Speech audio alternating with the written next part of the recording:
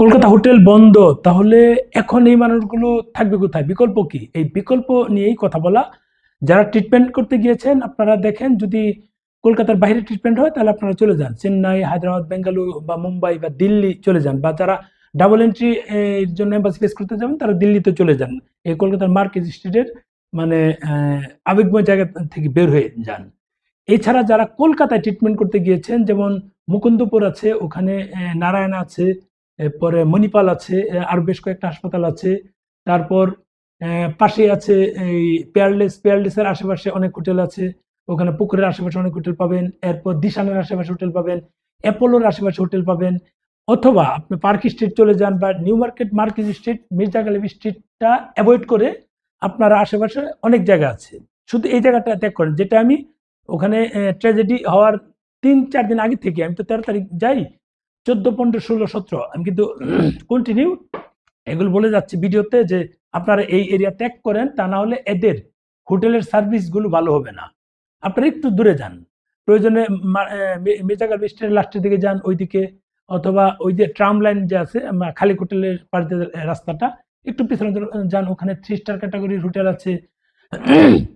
ওখানে মানে মানে সোজা কথা, ওখানে গেলে একটু ভালো জিনিস পাবেন, এটাই কিন্তু আমি বলেছিলাম। এরপরে তো ট্র্যাজেডি হয়ে গেল, এরপর তো প্রশাসন এসে এদের উপর যা, আমরা থাকা অবস্থায় কিন্তু বিভিন্ন হোটেলে তারা কথা বলে যাচ্ছিল। মানে কেন বলে যাচ্ছিল? কারণ ওখানে যেন মানে ফায়ার সেফটি এটা কেমন আছে, বা আমাদের যারা সার্ভিস নিচ্ছি, বা আমরা ট্রাভেলার যারা যাচ্ছি, পর্যটক যারা যাচ্ছি, বা গেস্ট যারা যাচ্ছি, তাদের প্রপার সার্ভিসগুলো হচ্ছে কিনা, হোটেলের মান কেমন, মান অনুযায়ী টাকা নিচ্ছে কিনা, মানে ওয়াশরুম থেকে শুরু করে বিভিন্ন জিনিস যদি এরকম আছে কিনা, এটার জন্য কিন্তু তারা এই প্রশাসন থেকে বারবার আসছিল, এটা খেয়াল করবেন। যেহেতু আসছে, এবং আগামীকালকে থেকেই তাদের ১২টার মধ্যেই বের হয়ে যেতে বলছে। এই প্রশাসন থেকে যদি থাকে তাহলে ঝামেলা করতে পারে। এটা হোটেলওয়ালারাও একই কাজ মানে সবাইকে জানিয়ে দিয়েছে। যেমন ডিকে ইন্টারন্যাশনাল, ওখানে কিন্তু এটা মানসম্মত হোটেল বলা যায় ওই তুলনায়। এখন এখানে যারা আছে তাদেরকে ১২টার মধ্যে, আগামীকাল ১২টার মধ্যে বের হয়ে যেতে বলছে।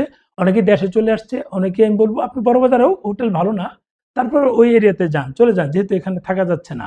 বা পার্ক স্ট্রিট আছে, বা অনেক জায়গা হোটেল, নিউ টাউন চলে যান। আর কয়েকটা বললাম, যারা হাসপাতালের আশেপাশে গিয়েছেন ট্রিটমেন্ট করতে, তারা ওখানে চলে যান। গিয়ে আপনারা আপনাদের এই যে থাকার যাদের প্রয়োজন সেটা থাকেন, কোনো অসুবিধা নেই। সহজ কথা হচ্ছে, আপনারা মানে মোট কথা এখন যারা কলকাতায় আছেন বা মাত্র গেলেন, তারা মার্কুস স্ট্রিট, মির্জা গালিব স্ট্রিট এরিয়াতে থাকতে না পারলেও অন্য জায়গায় আপনারা শিফট করে ফেলেন, তাহলে আশা করি এই প্রবলেমগুলো আর হবে না।